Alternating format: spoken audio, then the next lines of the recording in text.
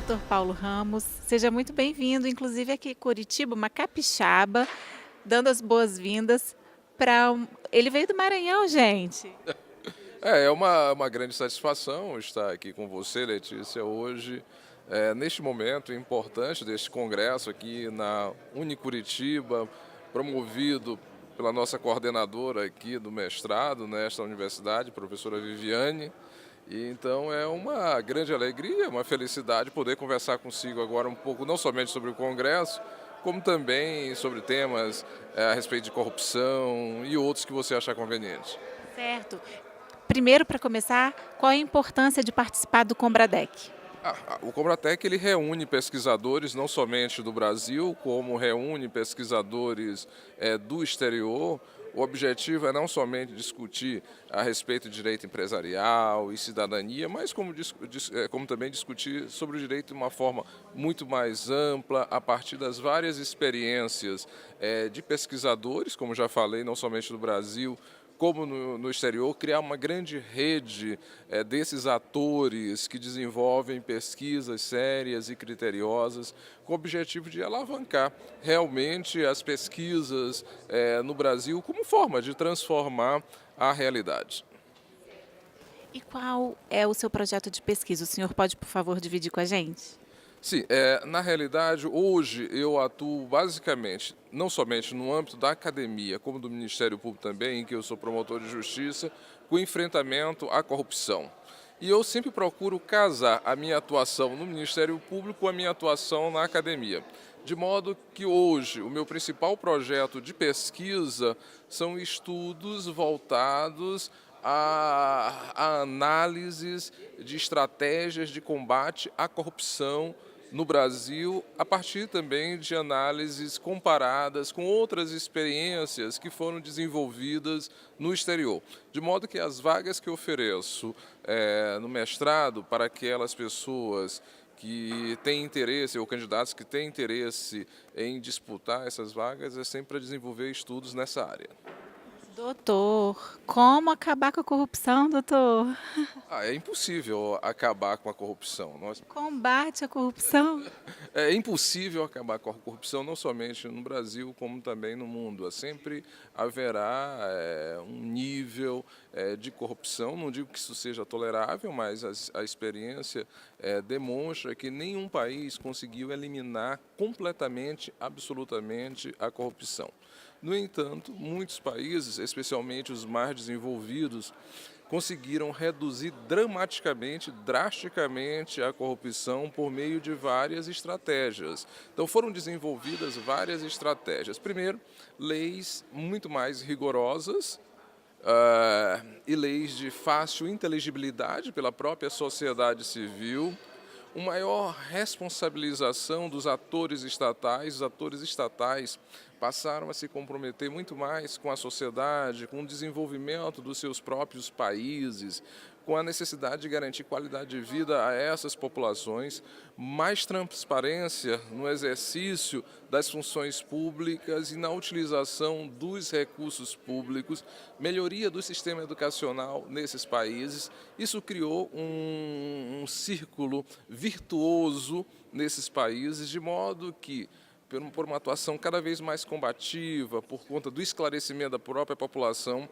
a conduta dos agentes públicos passou a ser melhor fiscalizada, o que diminuiu, obviamente, tentativas ou comportamentos que nós enquadramos como comportamentos corruptos ou desviantes, porque sempre se encaminhando para aplicar de forma equivocada o dinheiro público ou mesmo desviando para interesses privados.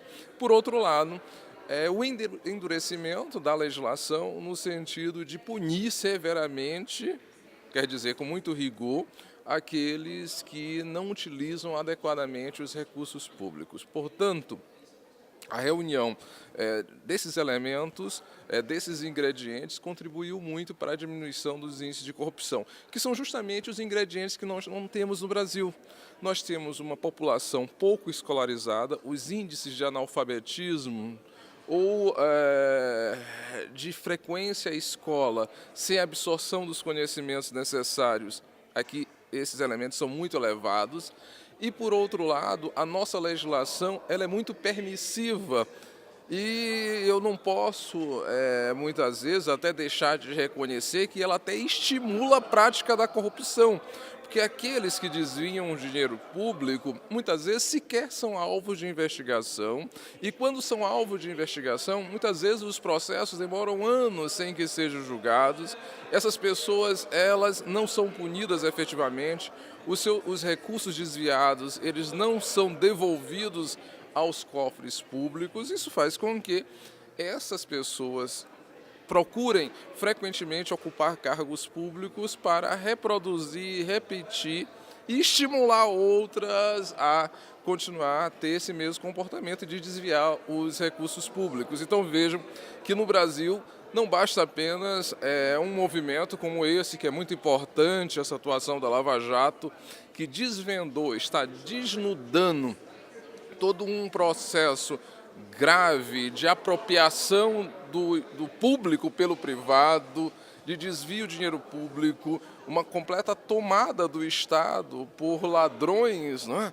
Tanto que, em certo momento, um ministro Supremo do Tribunal Federal chegou a falar numa cleptocracia, quer dizer, governo dos ladrões, essas pessoas, esses ladrões ocupando os cargos públicos para desviar o dinheiro. Então, não basta apenas essa operação, sem que nós venhamos também a mudar a nossa legislação, criando leis muito mais rigorosas, muito mais severas e processos muito mais céleres para punir essas pessoas que se apropriam dos recursos públicos, investindo, por outro lado, no avanço do nosso processo educacional, garantindo uma educação de qualidade para o maior número de pessoas, de modo que a nossa população possa cobrar dos seus governantes um comportamento não desviante, um comportamento correto na aplicação dos recursos públicos.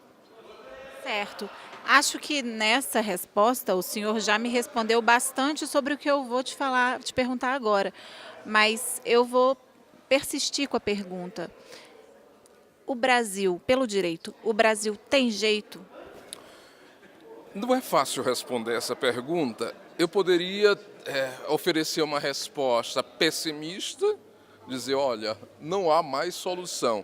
Diante dos elementos que nos são disponibilizados, o Brasil só tende a piorar o seu quadro de deterioração.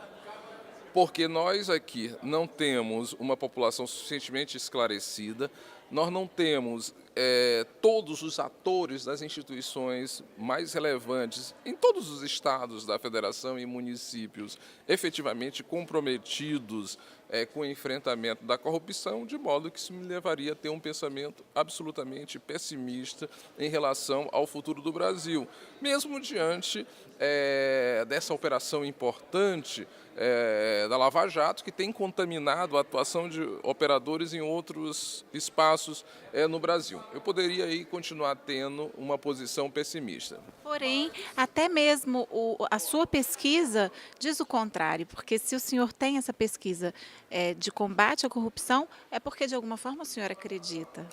Isso complementando meu raciocínio. Eu poderia ter essa perspectiva pessimista ou simplesmente dizer, não, eu tenho uma perspectiva otimista diante do quadro que se oferece a partir da Operação Lava Jato. Mas eu acho que nós não devemos ter nenhuma perspectiva pessimista e nenhuma perspectiva otimista. Nós devemos ter uma perspectiva realista. Combater a corrupção exige tempo. Nós não vamos eliminar o câncer da corrupção do Brasil em poucos anos. Não será como um passe de mágica que iremos resolver esse problema. Eu acredito, se nós continuarmos a investir e principalmente a sociedade civil continuar a pressionar o Congresso Nacional no sentido de aprovar leis cada vez mais duras para combater a corrupção, eliminar foro privilegiado que hoje é conferido a milhares de pessoas que ocupam cargos públicos, na medida em que nós viermos a aprovar uma reforma política no Brasil e na medida em que as instituições, como o Ministério Público, o Poder Judiciário, se comprometerem, a partir de todos os seus atores, a terem uma atuação cada vez mais contundente, firme e sem temor em relação a esse problema, aí sim, nós iremos, a médio prazo, associado à melhoria da qualidade de vida da população, resolver em larga medida o problema da corrupção. Então, a minha perspectiva é essa. Então, são vários elementos, quer dizer, há variáveis aí que devem ser consideradas para que esse problema venha a ser solucionado. Não temos uma resposta fácil, pessimista ou otimista. Não, isso exige um certo tempo e a efetivação de determinadas ações. Eu vou brincar agora aqui um pouquinho, vou dizer, ouvindo os doutores falando, as pessoas que já passaram por aqui e deram entrevista, parece tão simples, porque se a gente pudesse clonar as consciências de vocês, essa capacidade intelectual, tamanha cultura, desenvoltura, nosso Brasil seria o melhor de todos.